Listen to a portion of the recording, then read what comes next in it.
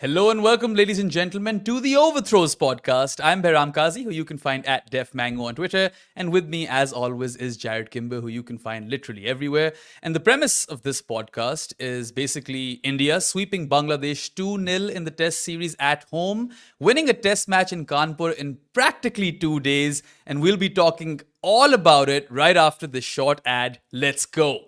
Hit Wicket is the cricket game backed by Harsha Bogle and me, so you know it's full of nerd energy. This strategic cricket game isn't just about frantic tapping. You make decisions based on how cricket actually works. You've got to set a batter up, right? And you can't hit a six from the first ball. Hit Wicket knows all that, and they made a game that makes it work with a few gaming twists in there as well. So play, build, and manage your team, because you are the batter, the bowler, the coach, the selector. I mean, you're basically everything in this game, right? And there's no ads on Hit Wicket. So download it for free for mobile and unleash your inner cricket legend. All right. We've got a fair few people in the comments section. Bharat Biduri, The Nice Man, Vignesh Ram, Your Ronaldo 82, Abdul TS, Madhav Bansal, Dilly Billy, Chandan Kumar, Arihant Singh Rathod, Arpit Singh. And yeah, there's a lot of you. Sorry for all the names that I couldn't take because this comment section is flooded. But let's start. I can't believe all these people are here when the end of the Canada-Nepal game is absolutely fire at the moment. So if you can second screen, obviously stay with us. But if you can second screen for a minute, Nepal have been made to play in the rain, and they've gone from huge favourites to probably losing this game. It's been fun. Sorry, we were going to do. Well, we're going to do what? You're going to ask some... India, Bangladesh. India, Bangladesh. Yeah. I would say that Canada and Nepal... Actually, to be fair, the Nepalese fans are probably the closest in terms of sheer number of comments once they get going. So if we can get the algorithm going here, we're killing it. India and Nepal in one game. Yeah, and Canada, hello, represent. Yeah. All Hopefully 7 they Canada make it. fans. Yeah, but anyway, let's talk about the test match. And Jarrod, Bangladesh's score was 107 for the loss of 3 wickets at the end of day 3, as no play was possible on both the second and third days. India had no business winning this test match, which quite honestly seemed unwinnable at the start of day 4, and yet they went on to win it. Like, how crazy is this? Yeah, I suppose it's I'm hoping it's a bit like a historic test match. And we've had 2 of them in the last couple of years. We had the Royal Pindi test match was another one, right? And where it just feels like things are changing very, very rapidly at a point where, we've just done a video that'll be up on the main channel very shortly, which is, when you're looking at the runs per over had basically stagnated around 3 runs per over. Right. So up until the year 2000, we've never been over 3 runs and over. And then most years afterwards, we've been just above it or just below it. And we actually had a couple of lower years. So to go from that to a test match like this, where one team is willing to score at 8 runs and over, and not like for 100 runs or 50 runs or something, but like for a significant, and also when they hadn't batted yet. Right. So they, there was proper jeopardy when this happened.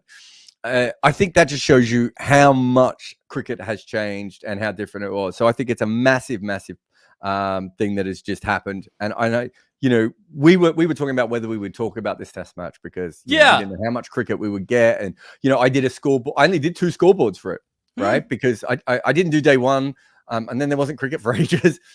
And then you go to go from that to this. It reminds me of another game, which is different, but how quickly things change. There was a Sri Lanka-England game years ago at Wales where everyone thought day 5 would be washed out. And I remember getting to the game and the England players were having coffee at the coffee stall outside. Like it wasn't getting delivered to them. Like I just walked past Trotty and like he went, hello. And I went, what are you doing out here? And it's because they got to the ground and then they were like, there's no way we're going to have any play. We're mucking around. And then suddenly, I think it was Stuart Broad after tea took like a whole bunch of wickets and the whole game changed. Yep. You don't actually see that many test matches where something flips from 0 to 10 at that rate that often, right? And that's what India did. And you can say they did it with bat twice and with ball, right? Like they were all in on this method. I think the biggest shame is that Bangladesh couldn't push them any further, right? Because it would have been great if Bangladesh could get 200 runs in 200 runs. It would have been 200 runs, Behram. If they could have got 200 runs in front, like that would have been really incredible. And then I don't know, India had like 20 overs to chase them or something. That would have been the perfect situation. But in every other way, I think this is another important test match that we'll remember a long time into the future, even if most of us only saw, like a few balls, because there weren't that many balls bowled. To your point, right? We were actually having the discussion of whether or not we need to go live for this test at all, because if we're getting just 2 innings, what's the point? But we got a result. And what I'd like to point out over here is that Indian teams of old might not have gone for the kill the way Rohit's team has. Like I in think the second most innings. teams of old, though, don't you? Yeah. I mean, we could say India. I was having this fight with a Sachin Tendulkar fan recently who was like, oh, well, Brian Lara, he made his 400, but it was on a flat pitch and blah, blah, blah. And I was like, yeah, he went into that match because England was smashing them. And he was like, I am going to bat so that England cannot win this game, right? Like, that was Brian Lara, who's a pretty attacking cricketer. That's how we thought about things back those days, right? And we've seen India with some games, not of recent times, but there was one in Sri Lanka, not Sri Lanka. There was one against South Africa that comes to mind where you're just like, well, they're stopping now. They're so close. Like, go for it. But that's how cricket teams have always thought. And I think that's why I think it's a historic game. Not because we've seen, certainly Australia is quite famous for this, of going for a win in almost any situation, but doing it when you could draw the series, right? And also doing it as dramatically. Like, I think it's the whole system that we saw there, which I think is absolutely, I suppose, bonkers. Yeah, bonkers is fair, and it's very admirable the way India just displayed their killer instinct, right? I mean, after they bowled Bangladesh out, there wasn't much of a test left, and then they went on and scored 50 in 3 overs, which is the fastest in the history of Test cricket, and that too in the age of baseball. I mean, that's very, very noteworthy over here. And they didn't stop there, right? They scored the fastest team: 100, 150, 200, 250, and they played with the sort of vengeance which really pays tribute to India being the most dominant test team of this era. I mean, Jarrod, they declared, for crying out loud, when they had a lead of 50 odd. Yeah. And that is, I mean, I think declarations used to be a lot more punchy in the old days, right? Not so much always first innings declarations, but certainly second innings declarations could be quite punchy. I think I remember looking back on it in the early 2000s, and teams would regularly declare 280 in front. Like, they'd be like, we can defend this. And they generally did. So they weren't wrong. But I think over the last few years, we haven't seen as many declarations like that. We've seen England do a couple. Yep. But we haven't seen many where teams are just like, no, we are declaring. So this is a contest. And that's what they did. Yeah, it was result-oriented cricket, which was the most refreshing part of all of this. They were undeterred by the fact that 2 days had been washed out. And I feel like it is the start of a new era in many ways, because of course Stokes had dangled the carrot and all of that stuff, and maybe even messed up a declaration or two, especially that Edgbaston one comes to mind. But this was different. This was India trying to ensure that they had enough time to bowl Bangladesh out twice, and that's why that declaration happened. They were like, you know what, 52 runs, we'll take it. I remember Shayan was saying that he's just waiting for India to get to 400 at the end of the day, and then they can win by an innings. But this was even more aggressive and attacking, right? They were like 50 odd runs. That's good enough. It kind of, and I get Shayan's thinking, but I was thinking if they were going to do it, it would have made more sense for them to do it the way they did. As in, you probably want to get past them. You want to basically say to them, we can outscore you. We're not afraid of you at all. But you also don't want to score so much that you take time out of the game or anything else. And you allow and also, what were they, 6 down? And most of their hitters they were 8 down, weren't they? 8 down. Yeah. Yeah, because Akash was in, wasn't he? So most of their hitters are gone at that point. And so they might be able to add a couple of extra runs, but probably it's just like, give us a chance to bowl at that time. And that was another thing that it's not as common in modern cricket. But traditionally, declaring with half an hour to go and bowling in, the last hour of an hour of the day was a big thing in cricket, right? And it's very, very hard to bat at the end of the day. In general, the light isn't as clear and you're tired, right? Yep. So it's not like it works 100% of the time, but there is an advantage there. And I always think of it as you get 2 bites of the new ball if you do that. So you get the first bite, right? And then you still get something the next day. So the ball should be still doing a little bit. So it means twice you're bowling with a newish ball to unset batters.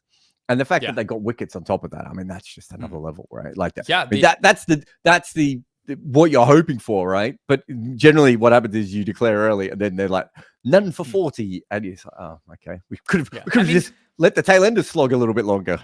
Yeah, maybe if, the batters didn't get out, they would have gone for that 400 strategy. But I loved the fact that they declared it 9 down, right? And they were like, okay, let's try to get a couple of wickets here, which they did, right? Bangladesh ended the day with a deficit of 26, and they were 2 wickets down. But let's talk a bit about the performances now. Barring Pant and Jadeja, all Indian batters in the second innings of this test match were striking at better than run a ball in the top 7, right? That is phenomenal. But one batter stood out. He was ultimately player of the match, Yashasvi Jaiswal. He scored 72 of 51 in his first dig and 51 of 45 in his second. And he has now amassed a 50-plus knock in each of his last 7 tests. The record is 8, which currently belongs to both Kamindu Mendes and Babar Azam. And the former is actually still on that streak. Kamindu has every chance of extending that lead to 9. But just on Jaiswal, he really is a prodigy for the ages. I mean, his stock just continues to rise. Yeah. Remember when I said it would be good if he averaged 40 in these 2 series and kept his head down? Look, good on him for getting out at the end and ruining his average. You could hear the howls of tens of thousands of first-class cricketers, batters, being like, what are you doing? Has got a red inker here.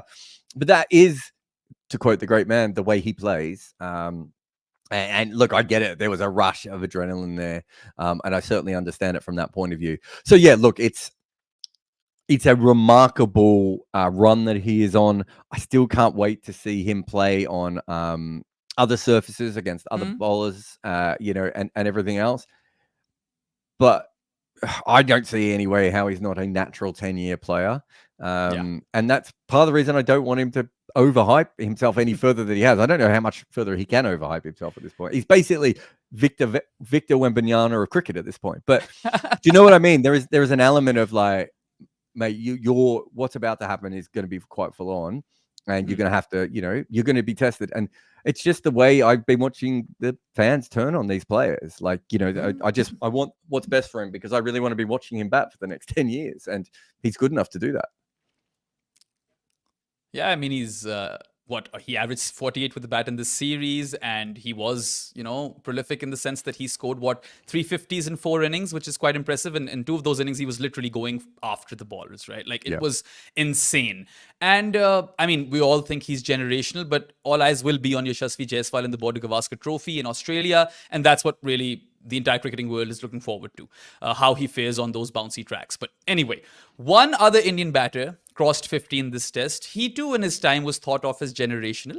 KL Rahul scored a 43-ball 68 in India's first innings, and it was funny how the internet was flooded with memes saying that he showed more intent here than he did for Lucknow. And then there were a lot of memes which were taking the piss out of Goenka, the owner of Lucknow. And even, there was a point where he dropped this catch at third slip, and people weren't sparing him for that either. Like, what is up with KL Rahul and the internet? When will he be able to catch a break?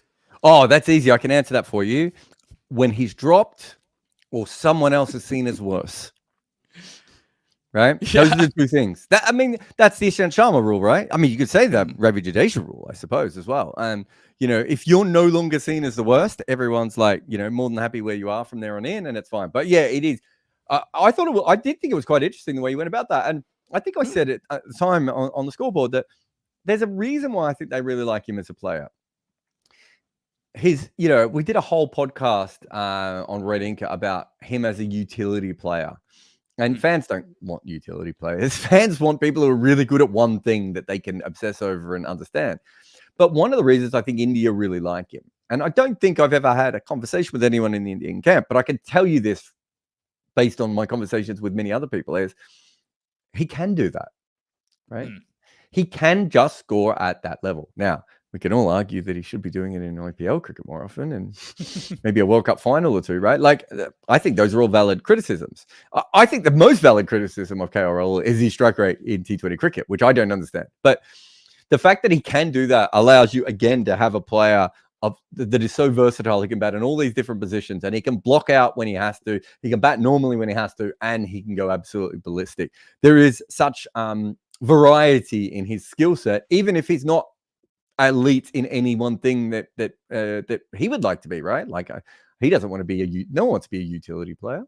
No one wants to be Yeah, a I mean, if you look at his performances in this series alone, you see the entire variety over there. You have that 12-run innings, which was scored off 10 overs or something like that, and then you have this knock in which he completely went after it. So Yep. I still believe he has a lot of value to provide, and I mean, there is a case to be made of whether Sarfaraz should start over him in home tests, but then again, he brings a wealth of experience, and clearly India haven't given up on him, right? So fans should understand that, really. Anyway. Fans should understand Superstar. lots of things, I would say. Yeah, well, that is an interesting one. That probably requires a separate podcast on its own. So just one other thing I want to say, just while we're talking about the batting specifically, is a lot of people have said that it's the fastest batting innings in Test cricket, over 250 runs. It's also the fastest batting innings over 200 runs, 150 and 100 runs. Yeah, I did say that. Oh, you said all those, did you? Yeah. I did. I mentioned each and every one of those I thought you meant things. it was the fastest 50 over 3 overs and 50 runs. What I'm saying is, if you look at it in any metric, I've seen a lot of people out there saying that it's fast, but it's important to know that. And I did this with Rawalpindi as well. Like, there aren't that many super fast innings. There's one you might remember, Australia versus Pakistan in 2017, and of course there was Davey Warner, the 100. Is it that one? I think it was the second innings. There was a second innings where Australia went nuts and scored like 7 runs and over. I can't remember. It might have been in that game. I can't remember if it was that game. There was one innings in which Misbah also slammed like a 56 ball ton, and that was also Australia. No. This was Australia versus Pakistan in 2017. Was it in Australia? I'm going to assume so. Because otherwise, if it was in Australia, it might have been the Davey Warner 100 game, because I remember he was just smoking them right from ball one. It was only a short innings, though. It was only a second innings. But also, but probably not then. Yeah, the record that they broke was their own record against the West Indies, which I think, again, was a very short innings, maybe 150, 160 runs. There you go. 241 for 2 and 32 overs in Sydney in 2017. Wow. But yeah, the record they actually broke was their own record against the West Indies, which would have been, last year? When they were touring the West Indies. So they now hold the record for the 2 fastest innings in Test match cricket. And if nothing else, that is awesome trolling of England. Yeah, I suppose so. A lot of people were out with their Ben Duckett memes as well, which was very, very hilarious. But rightly. I mean, if you're scoring the fastest 50, 100, 150, 200, 250, then of course you'll have that conversation. It deserves to be out there in the internet at least, and we'll make sure that, we have talked about it, so there's that. But anyway, coming to the bowling, superstar Ravichandran Ashwin was the player of the series, and that was largely because of his, game-saving and ultimately game-winning ton and a 6 in the last innings in Chennai. But even here, he took 5 wickets, right, in this test match, including 3 for 50 in the 3rd innings. Ashwin now has 11 Player of the Series awards in his career, which is the joint most in Test cricket, alongside Murali. But the Sri Lankan legend got there in 61 series, as per Varun, right? I asked him for these stats, compared to Ashwin's 43 series. And, he really is a once-in-a-generation cricketer for India. And this is just a remarkable feat. Yeah, I mean, it's important to note that I don't like Player of the Series or Player of the Match awards in general. In fact, Rob Barron, who I know you've done a little bit of cricket picks with, he bets on Player of the Match because it's one of the few things that you can't do. You can't be beaten by people on algorithms, right? It's a really tricky one. We've got Varun informing us here that he has more Player of the Series awards than Player of the Match awards, which is also don't remarkable. Even get me started on that. So that's the sort of thing that annoys me about this. And my reason why I won't bet on them is because I know the people who vote on these things and how little they think about it. But if you think about him as a cricketer, if you want me to sort of analytically have a look at R. Ashwin, I think the most interesting thing about those stats is Murali was obviously a more destructive bowler than him and a bigger force. But the big difference is that Murali couldn't bat at all, right? He was a 0 with the bat, a spectacular 0. I don't know if anyone's ever done a supercut of just every ball that Murali's ever faced in Test cricket, but it'd be worth it because he was fucking hilarious watching him bat. But, exposing the stumps and just having a whack at it. Love him. Love him. The amount of times he would swing at a ball when it was like 5 meters past him was just awesome. But you know that those player of the match awards and player of the series awards are generally dominated by all rounders for that very reason, right? You have a double bite at the cherry, and Ashwin maybe slightly less than a pure all rounder, but he only needs one or two, like 30 or 40 odds at important times in a series, and then all of his wickets, and he's going to absolutely cash in. So, look, he's a magnificent player. I might make a feature video about this, but someone sort of asked about what happens when they retire. I think it's a really interesting thing of, is this an era or is this a dynasty? And I think to be a dynasty, you have to go past the key players leaving, which is why I don't quite think that the Australian one goes past Warner McGrath, finishes at Warner McGrath, right? And yet the West Indies ones, they retooled on the fly and were still really good for another decade, right? So that's what I'm really interested in with India at the moment. But if you're an Indian fan, you don't want them to ever retire. Wheel them out there. I mean, they last lost a test series at home back in 2012 versus England. So it's been 12 years. And that West Indian team that you speak of, they didn't lose a test series at home in 20 years, 74-94. So, India is still a little way behind them. But I reckon India still has that record of most consecutive test series wins. They've got 18 on the bounce now, right? Now, West Indies did draw a series or two here and there. I know Pakistan drew in the West Indies. They lost to the New Zealand in '79 and India as well. I don't think they had a full strength side against India, if I remember it rightly. But so there was a couple of years. There were just draws in those days, right? That was always the argument for Australia over the West Indies. But the difference in that point was that, and this comes back to the Indian point now too, one of the reasons Australia didn't have as many draws is because they decided to score quicker because they got sick and tired of drawing, right? They went out of their way to attack. They had a team meeting and they were like, why are we drawing these games against these teams we're clearly better than? Let's just score at 4 runs and over and push them so that they then have to go up against Warner McGrath for even longer, and Gillespie and Lee and all the rest, right? And so that's what India is now doing, right? This should have been a draw. This is a draw for, 150 years? How many are we up to? 147 years of Test cricket? Yep. Was it 1877? What year are we in now? 1878, was it? 1877. But I don't know what year we're in now. So I don't know why I'm trying to do this maths on the fly. I was like, is it 2023 or 2025? And then I realized I was wrong twice. But it is 147 years, Jarrod. I was pretty happy with that eventually.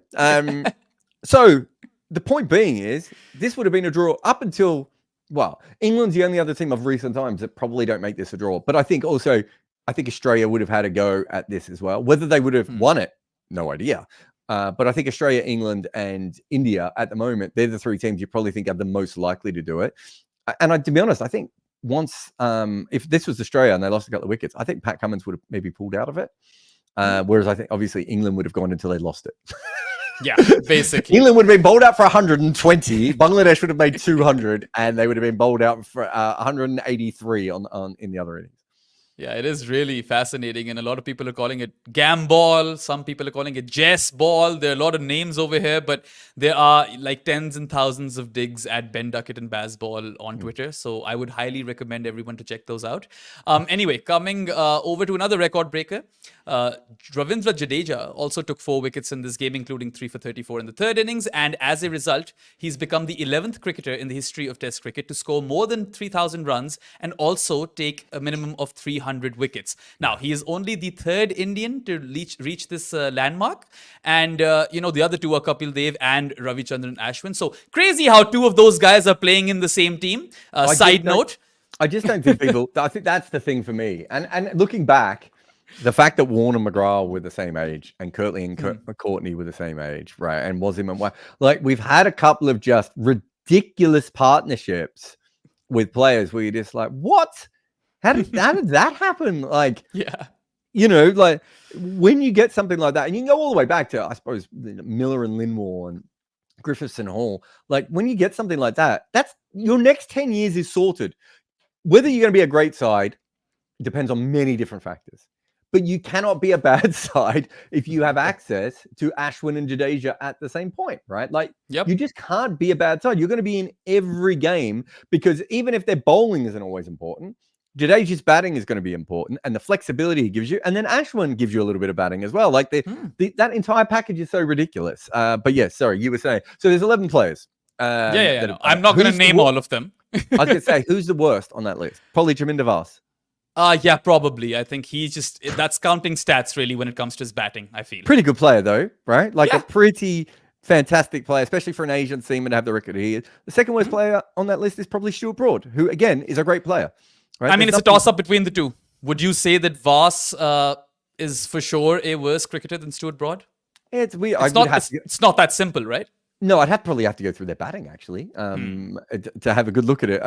Broad probably started as a better batter, but Vas probably finished as a better batter, right? So I think those are the two that I would have on the list. Those are both outstanding.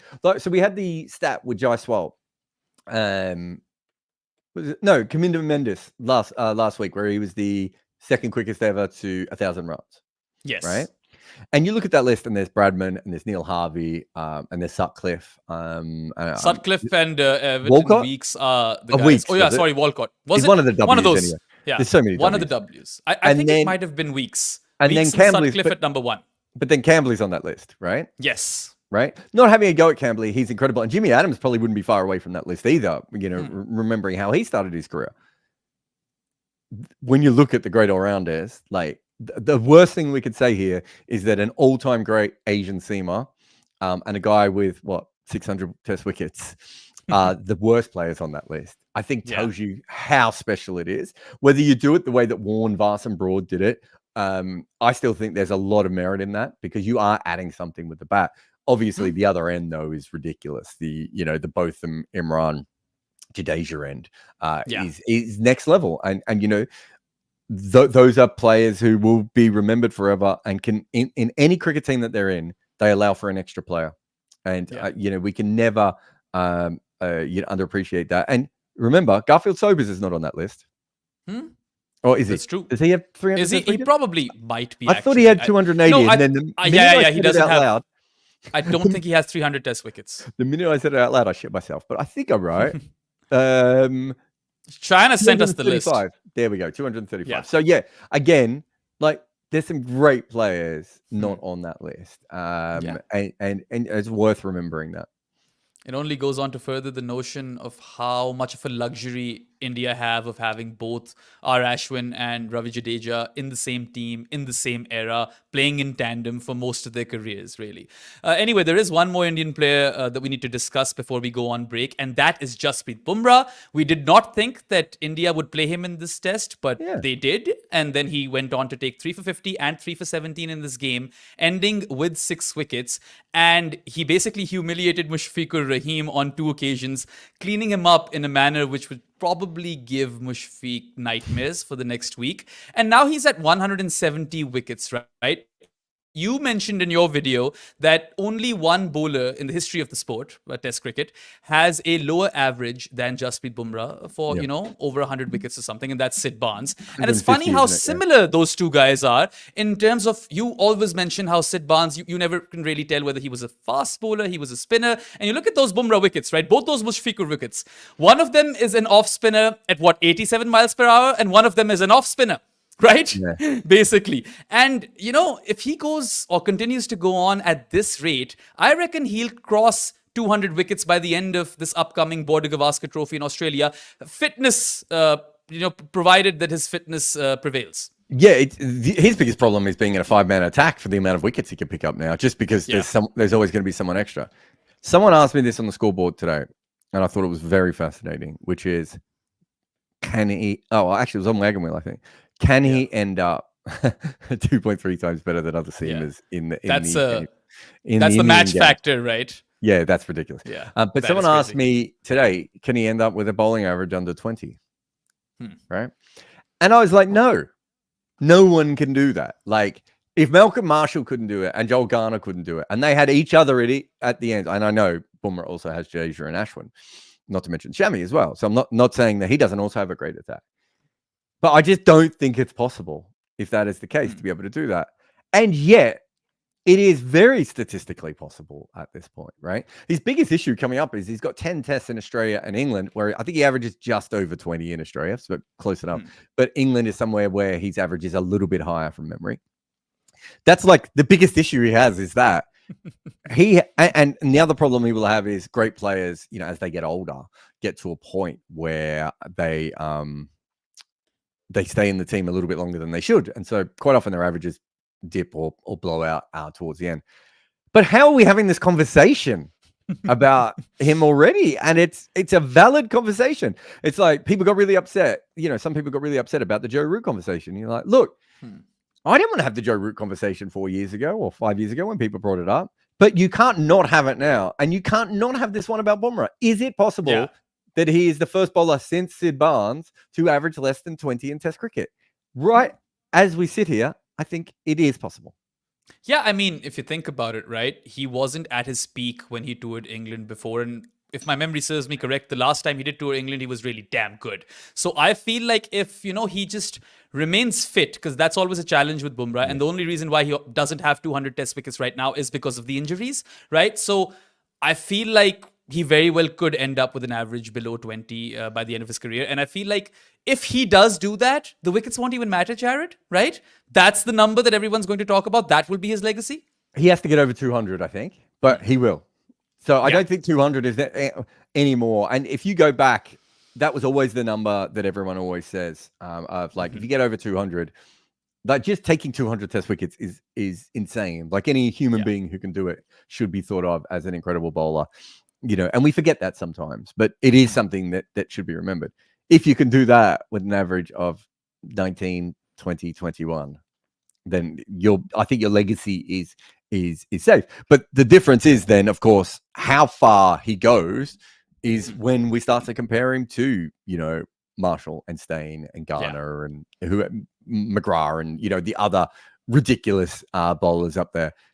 But he should be in any conversation with them, and 50 more wickets, and there's no reason why he would ever not be in that conversation. Even if he gets to 50, he gets 200 wickets, and his average is, I don't know, stick with me here, 21 or 22. Like it's still going to be like he should still be in that conversation. Yeah, no, absolutely. And given that he's at 170 wickets right now, and he's got India have 8 Test matches coming up. Maybe he plays like 6 of them. He needs to take 5 wickets per game to get to 200. And I would back Bumrah to get there, right? Like that is a number that you would think that he can, live up to. And I mean, I think that the conversation around him being India's greatest ever seamer is already dead and buried. He is. I don't think he needs to take any more wickets to cement that legend. But anyway, I think that pretty much wraps up all of our conversation on India. Let's take a short break. You guys are watching Overthrows with Jarrod and Behram, and we'll be back after the short ad with some Bangladesh discourse. Hit Wicket is the cricket game backed by Harsha Bogle and me, so you know it's full of nerd energy. This strategic cricket game isn't just about frantic tapping. You make decisions based on how cricket actually works. You've got to set a batter up, right? And you can't hit a 6 from the first ball. Hit Wicket knows all that, and they made a game that makes it work with a few gaming twists in there as well. So play, build, and manage your team, because you are the batter, the bowler, the coach, the selector. I mean, you're basically everything in this game, right? And there's no ads on Hit Wicket. So download it for free for mobile and unleash your inner cricket legend. Welcome back to Overthrows. You guys are with Jarrod and Behram. And of course, after talking about India for half an hour, it would be unfair if we don't talk about Bangladesh. Same old story. It would be unfair to speak about Bangladesh. Yeah, but well, that's another angle. But same old story, right? The batting department failed dramatically, despite them having Mehdi coming in at 8. So it was a very deep batting lineup. And they had so many senior batters in there, right? Mominul scored an unbeaten 107 in the first innings, and Shadman Islam, the opener, scored a dogged 101 ball 50 in the third, in stark contrast to what Jaiswal was doing for India. But that was pretty much it. They could not even bat time, which they needed to do to save this test match, Jarrod, and they pretty much folded like a house of cards. Yeah, it was really disappointing, wasn't it? If you look, I think we've talked about this a lot. Their strengths were 5-man bowling attack. It was new ball bowlers. It was having 2 spinners, world-class spinners who can spin it in 2 different directions. And then it was batting from 5 to 8. I think even the spinners by the end had stepped up a little bit and were improving. Like Shakib bowled a lot better in this match than he did in the last one. Mahidi was clearly reading the pitches and I thought bowled some interesting stuff. It's hard when people are just, coming at you the way that they were. And he's not really a T20 bowler, is he? Like, I'm not sure that's, well, I should say, I'm not sure that's his main skill anyway. Did you just say T20 bowler? He Yeah. isn't. Yeah. Okay. Sorry, I just He's got not, confused. I mean, I'm sure he's played T20 cricket, but I don't think that's what we think of him as. Yeah, do we? I mean, that's not his format, but he has gotten selected, I reckon, for the T20 series. Oh, yeah. No. I mean, I'm just having a look now. He's played 25 T20 internationals, right? Whereas he's played almost 100 ODIs and 47 test matches. Like, I think all things considered, we probably think of him more in the longer formats. Yeah, so absolutely. They were playing him like a T20 player. So it's not exactly his strength. I don't think he's a dud by any stretch. To be fair to Mehdi, though, he was one of the most successful Bangladeshi players in this game. He got 6 wickets, including a 4-for. No, that's what I mean. So I think so the fast bowlers did well in the first match. The spinners came back in this match. So the 2 all-rounders. And then the other strength is that 4 to 8. And they got nothing out of it in 4 innings, right? They really didn't get anything that they needed. And look, they probably don't win a test match anyway if everyone plays perfectly, just because India were flying. Maybe the first one. Maybe they could have stolen the first one if everything went right and they made some runs in that first innings, or bowled out Ashwin and Jadeja, with those edges early on. Even in this one, there were points where they looked so frazzled. They were missing stumpings. And did you catch that run out, miss? Eek would have gotten that run out, Jarrod. Right? I think it was Khalid Ahmed, was it? Like, literally, you could have just walked to the stumps. You didn't even have to throw the ball. I was working with TalkSport that day, and John Norman sent a message to the group. And then I walked in, and they said, "You've got to see this run out. You've got to see this run out." There's been a couple of good run outs. There was a great one in one of the associate games the other day where 2 guys are at the same end, both diving for the same end, and the fielder threw at their end. The bowler fumbled it and then turned around and got it to the wicketkeeper because no one got up from the dive. That was probably a Canada game as well, right? I think you shared it with us. And it was basically a run out for people who haven't seen it. Like, how in Cricket 24, you kind of throw the ball at the wrong end, you press the wrong button? That's what it looked like. But this was worse. I think also, this was with 2 players also diving to the wrong end. Again, like the person that you're playing against has pressed the wrong buttons on the controllers. But yeah, the Bangladesh one is just keep the ball in your hand and walk into the stumps. Like, there's a really good reaction, actually, which is Rohit Sharma is on the bench and next to him is Shubman Gill. And Rohit Sharma is like, "Oh my God, I can't believe we almost lost the wicket." And Shubman Gill sees Rohit Sharma and thinks to himself, "I should react maturely," but just starts laughing, right? Which is the correct response, but maybe not the correct response when your captain is like, "Come on, guys, get this together." Look, they just, as you said, they look frazzled. They look frazzled from basically 6 down in the first innings of the first test match I mean, not straight away, but once Jadeja started blocking them out and they couldn't take in one of the edges off Ashwin, it kept missing the slips. From that point forward, they haven't really they've had any ideas, right? And that's the thing I think they should be disappointed at. I don't think they should be disappointed losing, because I think you should go to India now. Not you should go there thinking you're going to lose, but you should be going there with a healthy understanding that you may not win the test match, right? That's a normal thing to do. Someone sent a message on Scoreboard today saying, "Is this maybe it was on my wheel." I've done a lot of podcasts today, but they were saying, "Is this the most inevitable feeling 3 test series in history?" Like of recent times anyway, of like New Zealand going to India and just being like, we could chalk this one up unless there's rain. We've got the 3-0 here. So I think there's an element of that, and there was when Bangladesh went over as well. But Bangladesh were well equipped to actually play better cricket than they did. That's where they should be annoyed at this, coming off the back of how well they played in Pakistan. And look, some of this is natural regression. You know about these sorts of things. It's like they probably slightly overplayed in against Pakistan, and they probably slightly underplayed against India. And some of that is the opposition, but some of it is just that's sometimes what happens, right? And so luck eventually comes back to you. Was it a USA game I was watching? The last 2 USA games I've watched of T20 cricket, someone has taken an absolute screaming one-hand catch, one on the boundary. I don't know if that one went up on Twitter and people were talking about it. And then another one today, like a Paul Collingwood diving one-hand catch. And then later on when they were struggling in the game, someone hit a lollipop up in the air and someone drops it. Like that does happen, right? Like that sort of natural regression happens in cricket. Yeah, and I mean, I understand how when you're under the pump, funny things happen. But at that point, Kohli has given up in that run out. And Khalid Ahmed, what he did happens to a lot of people. You're so close to the stumps and you miss them. Everyone's been there. But he didn't even have to run, right? He could have strolled. He could have crawled to the stumps and gotten Kohli out. So, I don't mean... Everyone. I don't. I think you're being a little bit too friendly with it because from that distance, it's bloody hard to miss the stumps. Yeah, that's also it's fair. really, really hard to miss the stumps from that distance. I'm not saying everyone would have taken the ball to the stumps, but surely you had peripheral vision. I think he should have known roughly where Kohli was. But yeah, no, you're being very friendly there. I can't be that friendly. That was dog shit. But look, those things happen, right? I'm like, that didn't cost them the match. Kohli didn't make that many more runs after that point. He was on 30 odd, wasn't he? And he ended up making 50. Yeah, he didn't 47? quite get there. He got to 47, I believe. And then he also successfully took a review in this game, which made a lot of people happy. But the one that kept on the ground? I think so. Yeah. But then, because I was watching that day, like I was doing a lot of things on the side. So I was like, oh, he took a review and he survived. But anyway, the one thing that really annoyed me was, you've got to show some fight with the bat. You know that there's not enough time in this game. Like, block it out. Like, Shadman did that. Right, his 50 was actually very dogged. But then, who else? Like Mominul played well. He was the only batter who kind of seemed to care. And I mean, he went unbeaten on 107. But even his career is interesting, Jared. You look at Mominul Haq, and he came to the fore as this prodigy from Bangladesh and had a terrific start.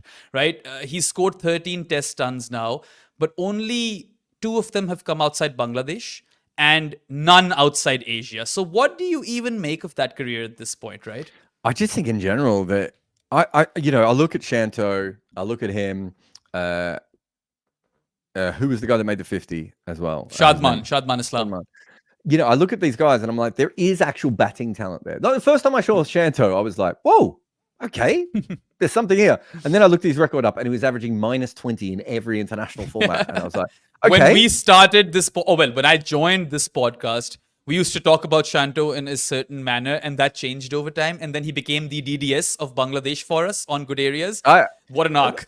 I'm actually quite happy that Shanto and DDS have gone on to justify my original thought that they were really good players. I need Washington Sundar to come good soon because I think people are going to start hanging me with that take. But look, I think there's something missing with these guys. And it's interesting watching Afghanistan, right? So Afghanistan had no batting. That wasn't the case with Bangladesh. They've always had proper top order batters. It might have been a bit too slow for one-day cricket or for T20 cricket, but they've always had proper top order batters, even if they haven't been 45 average and above. They've had Ashraful was an incredible talent. We don't have to go through the full story there, but Ashraful is certainly someone that we need to mention from that point of view. But then Tamim, Shakib, Mahmudullah down the order a little bit, Mushfika, and going back even, some of those older guys that came in when they've had batters, but they've never really had someone that I just look at and go, oh yeah, I can see them. They're going to average 38 to 40. They're going to have a Brathwaite-like career, and you can build a batting lineup around 2 or 3 of those guys. Where, and I'm talking of recent times because Tamim was the guy that they had there, and then you look at Afghanistan, and you're like, are they going to end up with like 2 or 3 of these guys, right? And how did Afghanistan end up doing it? And these things go in cycles and everything, but you cannot consistently win cricket matches and cricket series without a top 4, right? You can't stay in the games long enough. Bowlers win your games, don't get me wrong, and they will win games because of their bowling attack. But the ability to be consistent, I don't see how Bangladesh could do that if they're going to be 50 for 3 every second game, right? That's true. And I mean, even in this test match, you looked at how, Shanto came at 4, Mominul came at 3. So they're still kind of figuring out that top 4. So I think that's a solid point. Of course, news? The Latham one. Yeah, Tim Southey has just stepped down as captain, and Tom Latham is taking over for the rest of the series. So, whoa. Yeah, I mean, we saw this coming. Estelle and I were quite vocal about Saudi's performances in Test cricket since becoming captain. I don't know how they could have kept picking him, right? I mean, O'Rourke looks so much better. I remember the numbers a bit, I think. It was 14 Tests as captain, an average of 36, and maybe like 35 wickets. So that is... unfair on Tim Southee on so many levels, I feel, because they he was a picked him much better bowler than that. Yeah, I think they also picked him when he was on the decline. Like, Yeah. it was. I think it was Fidel Fernando wrote a really interesting piece about that, where he essentially was saying that it's like New Zealand haven't quite noticed that they're in a decline.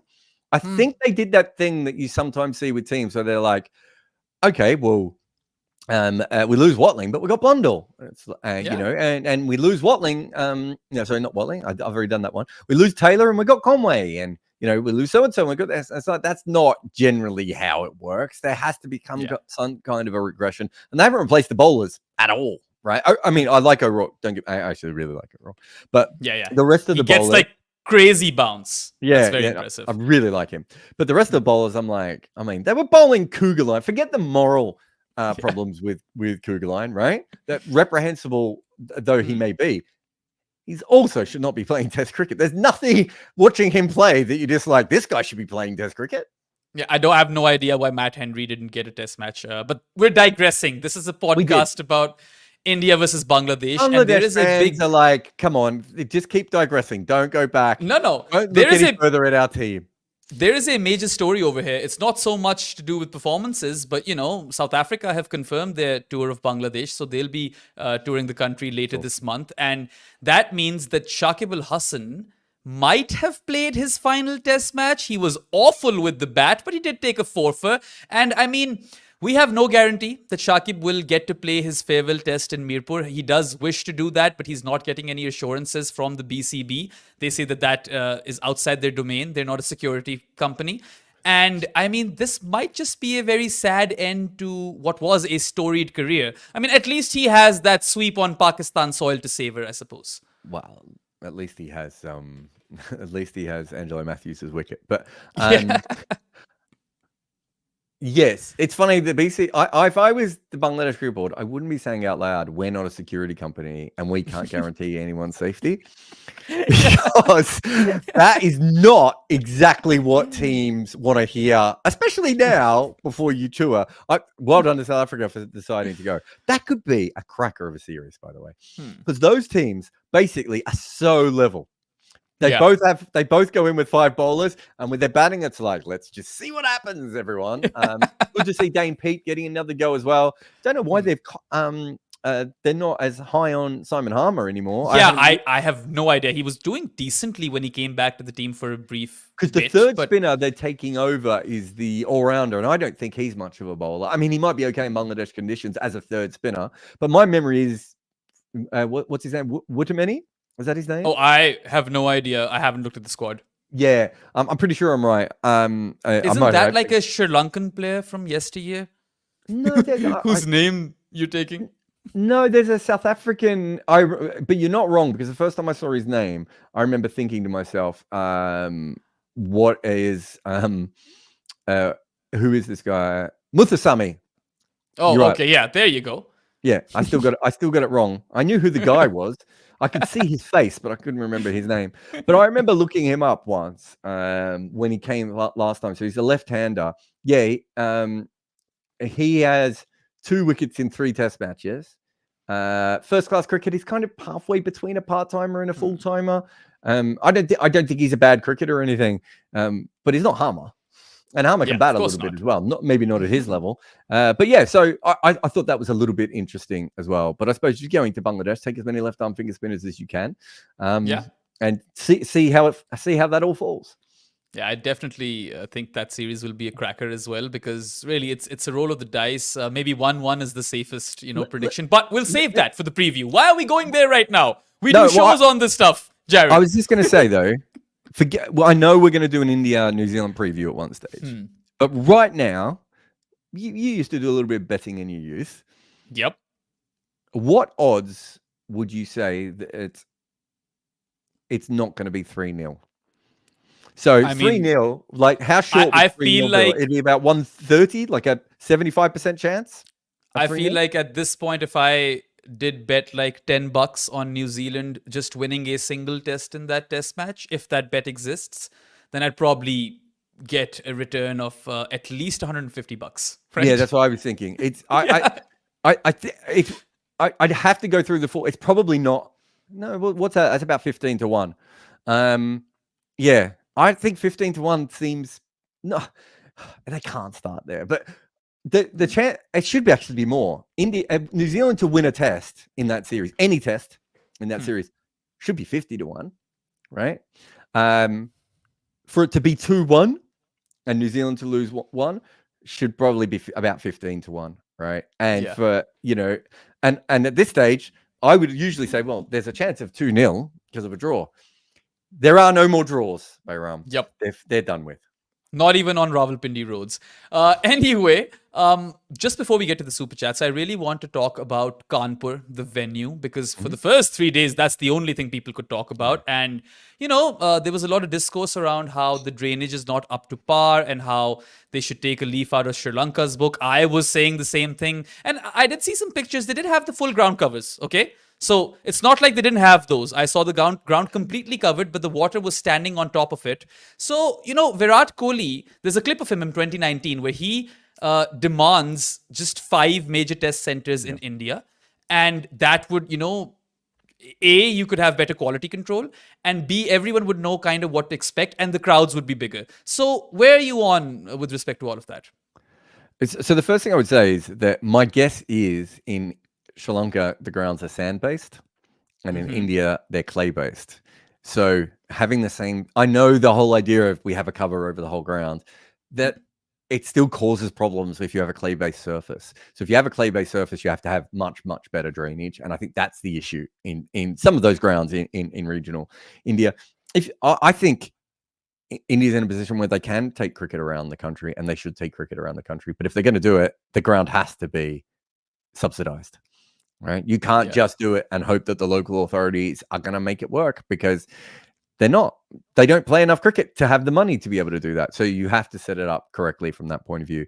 I don't ever want to be in a situation. Australia is a rare place because, and England in some ways as well, because of the way those two countries are set up, it kind of makes a little bit more sense, although not that much with England. You could certainly argue in England they should be playing test matches out of the major venues. To counter your argument, like with all the money that the BCCI has, can't they just fix this? That's what I mean. If you're going to do it, so I think that there's a bit of an issue with cricket that you get a lot, which is that the local grounds are still kind of run by local boards and local governments, right?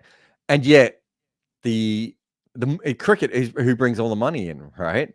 And so what the BCCI will say is, well, you told us this was going to be fine. Obviously, now we know it's not, blah, blah, blah, blah, blah, and they can do that. It's still the BCCI's fault. They picked the test venue. Like, they have to own this.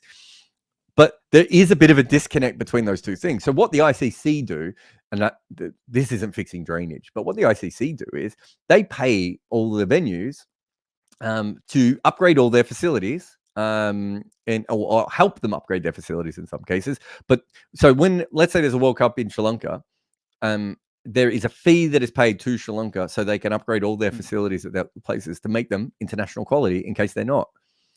Local boards don't do, national boards don't do that. And again, it's probably a mistake. But yeah, I think cricket should be spread as far and as wide as possible. So I don't like the idea of restricting, especially in a country like India. It's a bit, he'll probably say, well, in Australia, they have 5 or 6 test venues. In Australia, we have like 6 cities, right? True. There aren't that many other big cities. Like Darwin is a very tiny place. Launceston, Canberra, these sorts of places. I'm not saying they don't have cricket centers. Launceston's a great cricket area, right? I mean, the Bellarive Oval barely gets a test at this point. And that's Hobart, right? And so people from Launceston have to drive down. Why not? It would be great if they could play some games in Launceston. And you look at Australian cricket over the last couple of years, they've played some games in some other venues, and they're certainly trying to spread it out a little bit.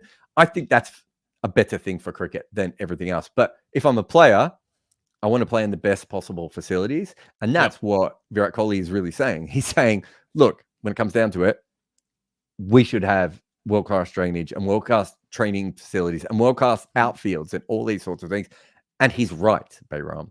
If you're going to play these games, you have to make sure that these other wickets are up to it. And if you go through the history of cricket, most of the times that we have these issues, it is on these weird grounds, not on the major grounds, right? Because if you're a major ground, you've already you've hopefully already fixed your drainage. Yeah, I mean, when we were looking, like myself, Varun, and Shayan, at how many wickets Prabhat Jaiswal has taken at Gaul, we realized that Ashwin and Jadeja don't have a lot of wickets at one ground because they play all over India, right? And I mean, there are some centres over there which are really prestigious, like, of course, Eden Gardens, Wankhede, formerly the Firoz Shah Kotla, which is now the Arun Jaitley Stadium. Then you've got Chipok and Bengaluru. So I feel like there is value or merit in that argument, but I also like your counter argument that cricket should go as far and wide as possible. So it's an interesting one, really. But I've got a nice little slogan for Kanpur. They could put this outside this stadium. Green Park Stadium, Kanpur, greater than Noida. We got a result. Yeah. That would be epic trolling if they went for that, by the way. I'm going to get trolled heavily for this in the comments. Just an absolute drive-by on Greater Noida for no reason. I love it. Yeah. Anyway, let's move towards the super chats. Damn, we've got a lot today. So this is going to take a while. Dal Khichri says, just in time to discuss Babar's resignation. LOL. Well, yes, Dal Khichri. I literally texted Jared prior to this podcast that, hey, Babar just resigned as white ball captain. And honestly, the writing was on the wall. He should have never taken that job back. The only thing that brought about was more pressure. Had he even reached the final of the T20 World Cup and lost, he would have been slandered, and he got knocked out in the group stage, right? So he did the right thing over here, in my opinion. And now he can just focus on his batting, hopefully get back to the levels that he had once achieved. And I don't think you'll find a lot of people who will say that, no, Babar should have stuck around. Not at this point. More than happy for him to work on his batting at the moment. And, there isn't a major World Cup coming up in like 5 minutes. So there's always a chance for him to come back if he has to. Yeah. Plus, I like the fact that Dal Khichri has brought this up over here, because now we don't need to put this in as a point on a future. Yeah. I think the Saudi one, I think, is a bit more interesting, whereas this one, I think, is not. It's literally like, if he didn't do it now, he would just get even more media attention, and people would be, I don't know, like, Babar is everyone's favorite target to begin with, right? So he doesn't need that kind of attention. He should just focus on his batting. Anyway, next super chat. Bart8881 says, some dollars for the look on Neil Manthop's face when Behram launched into his State of Union on Pakistan cricket. Glad to see your cross-platform pollination. More power to you both. Thank you, Bart. I really appreciate it. And it was a major milestone for me. I was over the moon yesterday. And yeah, knock on wood. Also, Neil Manthorpe has a great face. And when Neil Manthorpe pulls a face, it is epic. He's got a bit of a Troy McClure look, if you're a Simpsons fan. But look, at this stage, the TalkSport channel and our channel here are like almost the same channel. It's all the same. We need to get Estelle on a podcast over there as well. Like, let's do it. Yeah, absolutely. Anuj Sharma with the next super chat. I think this question is for you specifically, Jared, because you are the bookworm over here. I've read a few books, but not as many as you. Anuj is asking if there are any good books you recommend to read on cricket and the reason why you like those books. And he requests that you please mention more than one book. What about the Jack Hobbs one? I would say Test Cricket, the Unauthorized Biography by Jared Kimber. I would say also Overthrowing Cricket's Empire by Jared Kimber. I would say The Unquiet Ones by Osman Samyuddin is really popular. I'm a massive fan of that. I love the way he tells the story of that's always on my list. Also Nick Brooks that wrote the book on Sri Lankan cricket, with which the name I can't remember. Andrew Fidel Fernando wrote one recently as well. I remember Mohammed Assam telling me about his favorite book, which was Pundits in Lahore. I forgot the name, but he loved that Pakistan? book. Pundits from Pakistan. He absolutely loves that book. Isn't it? I think. I think no, so. Not Guha. That's Acharya's book. No, it's sorry. That's Acharya's book. Who we both worked at Cricket Info, but we kind of missed each other. I think we got drunk once in India. But Nicholas Brooks and Islands 11 is the one I was trying to think of. I really like the book of Fire in Babylon. If you ever want to learn about the West Indies cricket, it's much better than the documentary. I'm not slagging off the documentary. I'm just saying the book is just more fascinating than the documentary. And I think Simon Lister might have written another book recently. Chris Ryan's book on oh my God, I've forgotten his name. On Kim Hughes is epic on Australian cricket in the 1980s. Just brilliant. I think it's one of the best books I've ever read on anything. I'm trying to think of some of the others. I just finished depending on if you want to learn about the Packer Revolution, there's How's That, which is written by the guy who made the telly series for Channel 9. And then there's The Cricket War by Gideon Haigh. Gideon Haigh one is if you want to learn absolutely every detail, absolutely brilliant, and obviously brilliantly researched. But the How's That one's a really good one if you just want to sit down with a good novel in an afternoon over a couple of hours and be like, what, this all happened?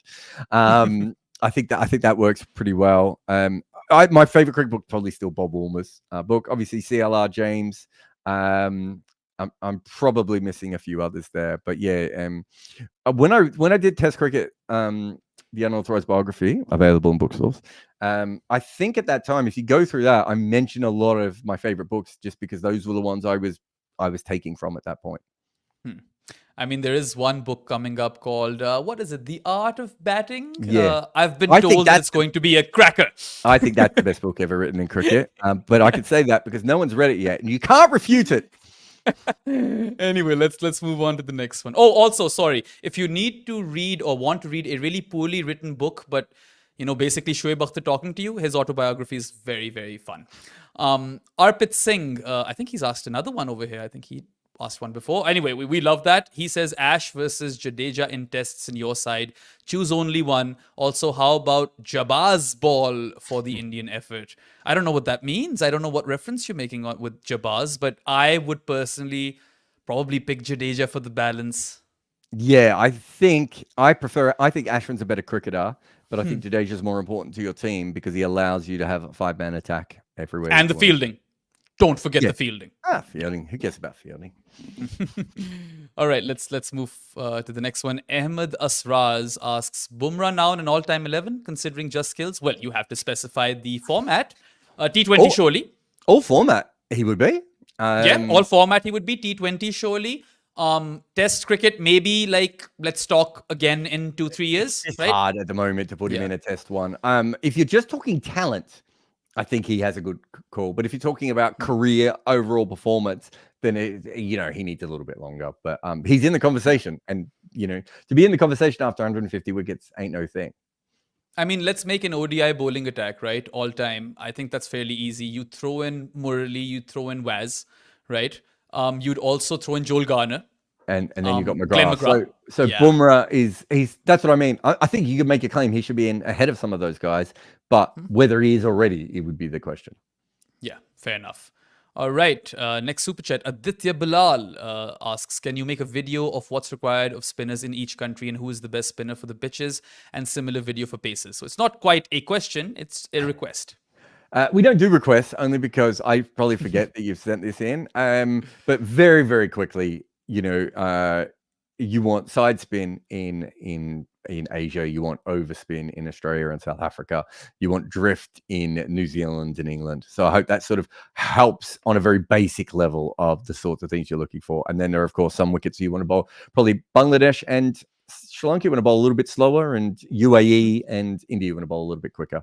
I might do it one day, but it's if you guys knew how long the list was, I think we've got a list of about 30 ideas that I haven't yet made, and the team don't know I've got a list of another 40 that aren't on that list.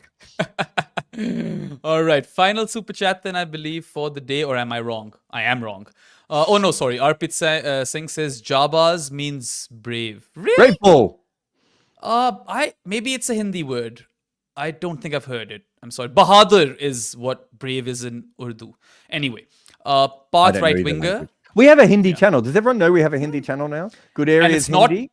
It's not Jarrod and AI anymore. We've got Mega. So yeah, I mean, I operate Mega like a puppet. Actually, that makes it sound creepy. I didn't mean that. I do not remove that Mega from the audio show. Mega operates herself like a puppet. No, that sounds weird too. Mega is not a puppet. Yeah, don't watch this show, Mega, or listen to it. All right, Path Right Winger always has a super chat, and this time he asks, is there any way to properly explain why Bairstow and Pant are good to great test players, but Joss Butler will never be a test player? Does Rohit have any all-time great level stat? If not, can he have one? Well, you've really been generous to Johnny Bairstow, first of all. Pant is on his way to greatness. I would definitely say so. I mean, we were recently having this conversation on whether or not he's already India's best wicketkeeper in Test cricket, of all time. And a few of us said yes. I said yes, right? Butler is not an elite glovesman, At least that's my take on this. But Neve's And Bairstow. yeah, and he couldn't really replicate that same kind of white ball form in Test cricket. He had his opportunities, but there are only a couple of Test matches where I feel like he really did well. Other than that, he was bang average. Yeah, I think the thing with Butler was that his biggest flaw is nicking off. And I think it's the same reason Owen Morgan didn't make any Test runs. I think if your biggest flaw is being bowled or LBW, you still have the ability to flick the ball off the stumps, and it's hard to set it. You can't put 4 guys on the leg side to catch you at short mid wicket or anything. And that's Bairstow's biggest flaw. When your biggest flaw is edging behind, teams can just keep 3 and 4 slips in and a gully and, and everything. I think that was the difference. But there isn't that much difference between Bairstow's record and Butler's record. Realistically, I know Bairstow's played a lot more. It's more that Bairstow has played some of the best innings we have ever seen. He still struggled as a Test batter overall. He's certainly a long way from great, whereas Rishabh Pant is if you include his strike rate and his average, considering he's kept his whole career, I think. And the match-winning efforts, right?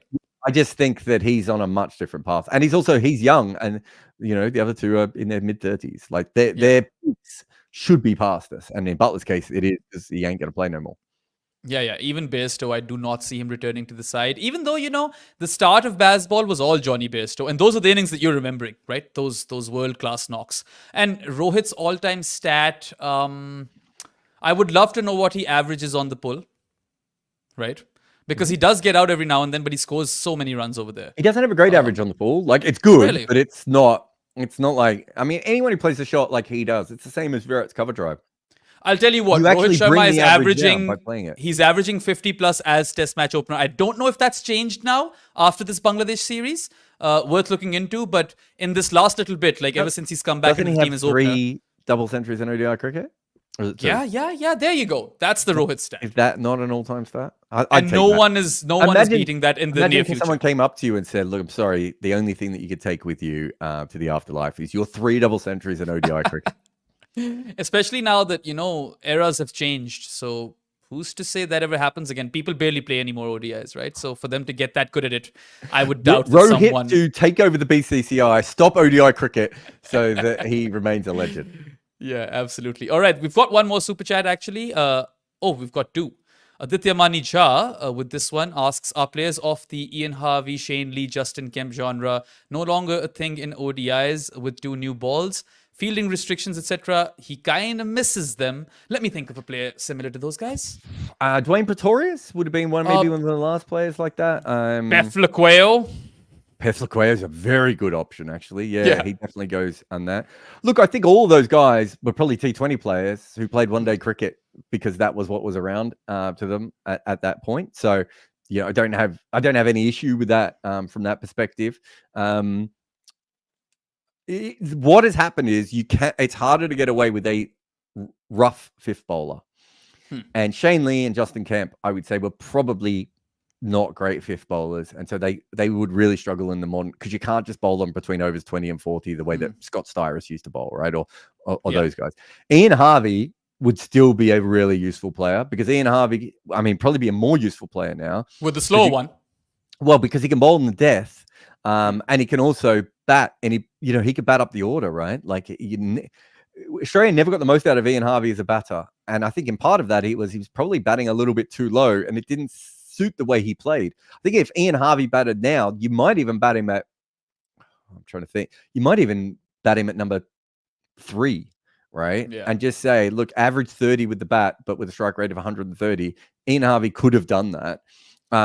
Shane Lee and Justin Kemp were better bats, I think, than him altogether, but I don't think their bowling goes up. If you look at cricket, Aditya, over the last 10 years, we're also not seeing part-time bowlers as much in Test cricket. And it's the same reason.